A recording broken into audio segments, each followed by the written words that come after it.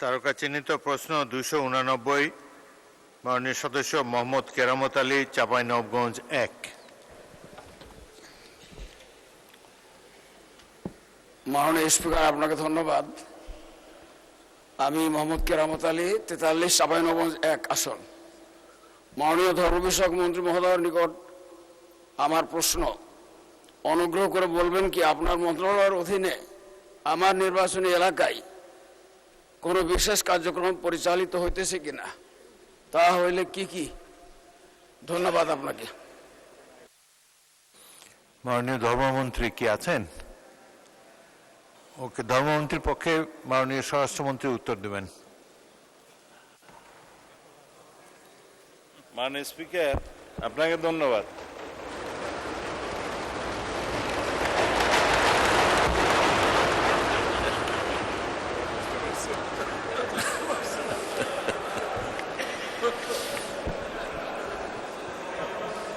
না, এরকম অ্যাপ্রিসিয়েশন মাঝে মধ্যে করলে ভালো হয়।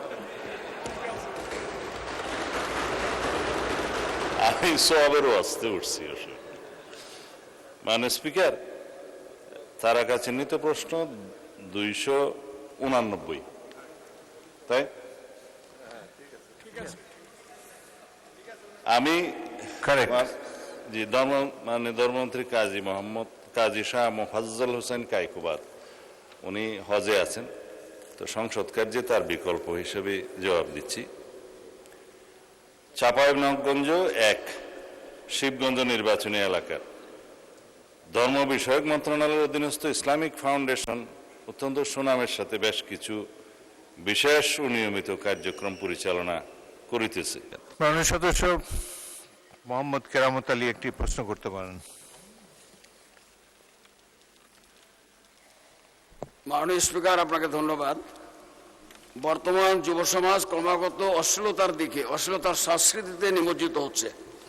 অশ্লীল সিনেমা, অশোভন নাটক, অশ্লীল গান, আপত্তিকর বিজ্ঞাপন, নিম্নমানের সাহিত্য, বিভিন্ন ধরনের অসুস্থ বিনোদনের মাধ্যমে সমাজে এক ধরনের নৈতিক অবক্ষয় তৈরি হচ্ছে। এর ফলে পরিবার, সমাজ এবং ব্যক্তিগত জীবনে নৈতিক মূল্যবোধ দুর্বল হয়ে পড়ছে। অনেক ক্ষেত্রে এই নৈতিক অবক্ষয় সামাজিক অপরাধ, বিশেষ করে সহিংসতা ও ধর্ষণের মতো অপরাধের পিছনে পরোক্ষ প্রভাবক হিসাবে কাজ করছে বলে মনে করা হয়। এই প্রেক্ষাপটে আমার প্রশ্ন হলো, ধর্ম মন্ত্রণালয় সমাজের নৈতিক ও মূল্যবোধগত উন্নয়নের জন্য কি ধরনের পদক্ষেপ গ্রহণ করবে, এবং যদি করে তাহলে এই উদ্যোগগুলোর রূপরেখা কেমন হবে, এটি আমার প্রশ্ন, জানতে চাই। মাননীয় মন্ত্রী। মাননীয় স্পিকার, ধর্ম মন্ত্রণালয়ের একটা ব্যাপক বিস্তৃতি আছে সারা বাংলাদেশে মসজিদ ভিত্তিক কার্যক্রম, মক্তব ভিত্তিক কার্যক্রমের মধ্যে মডেল মসজিদ এবং ইসলামিক সাংস্কৃতিক কেন্দ্র যে নির্মাণ করা হয়েছে, এখানেও ইসলামিক সাংস্কৃতিক কেন্দ্রের কিছু কর্মপরিধি আছে। ইসলামী মূল্যবোধের চর্চা এবং সংস্কৃতির প্রধান কেন্দ্র হিসেবে এটা প্রত্যেক উপজেলায় কাজ করছে। আর নৈতিকতা এবং ধর্মীয় মূল্যবোধ উন্নয়নে মসজিদ ভিত্তিক শিশু গণশিক্ষা কার্যক্রমও একটা প্রকল্প আছে। আর অন্যান্য বিষয়গুলোতে যেমন ইমাম মুয়াজ্জিমদেরকে আমরা বিভিন্ন সময় রাষ্ট্রের পক্ষ থেকে উৎসাহ দিয়ে থাকি, পরামর্শ দিয়ে থাকি, সামাজিক অনাচার এবং ইসলামী মূল্যবোধে এবং বিভিন্ন ধর্মাবলম্বীদের ধর্মীয় মূল্যবোধে যাতে সমাজ পরিচালিত হয় সেই জন্য তাদের নীতি নৈতিকতা চর্চা, বচন এবং প্রিয়েচিং যেটা বলে আলোচনা ইত্যাদি করার তাদের একটা সামাজিক দায়বদ্ধতা আছে। রাষ্ট্রের পক্ষ থেকে সেই রকম অনুপ্রেরণা দেয়া হয়। তারা নিজের পক্ষ থেকেও নিজেদের সামাজিক মূল্যবোধ এবং ধর্মীয় মূল্যবোধ থেকে এবং তাদের নিজস্ব কর্তব্যবোধের কারণে তারা সেই কাজটা করে থাকে।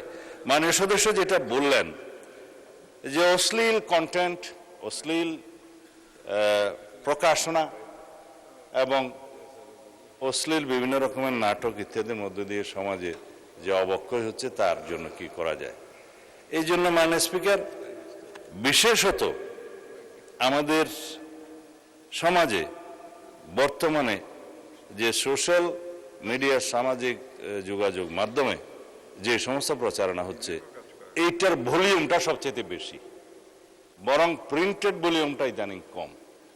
তো যে ভলিউমটা সবচেয়ে বেশি, সেই ভলিউমটাকে অ্যাড্রেস করার জন্য আমরা আইটি মন্ত্রণালয় থেকে সাইবার আইনে কিছু পরিবর্তন আনতে চাচ্ছি, যেটা গতকালকে বা তার আগের দিনে এখানে আমি সংসদে বলেছিলাম।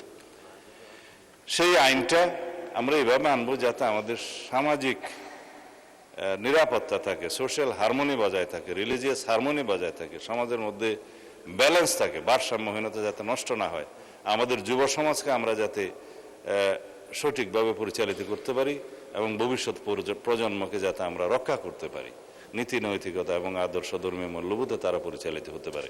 সেই জন্য আইনি সুরক্ষা হচ্ছে সেটা, কিন্তু আমাদের সবাইকে সমাজে ভূমিকা রাখতে হবে এবং আমাদের সেই দায়বদ্ধতা, সেই সামাজিক দায়বদ্ধতা এবং নৈতিকতার দায়বদ্ধতা আমাদের পালন করতে হবে। এভাবেই সম্ভব মাননীয় স্পিকার সবকিছু প্রতিরোধ করা। ধন্যবাদ।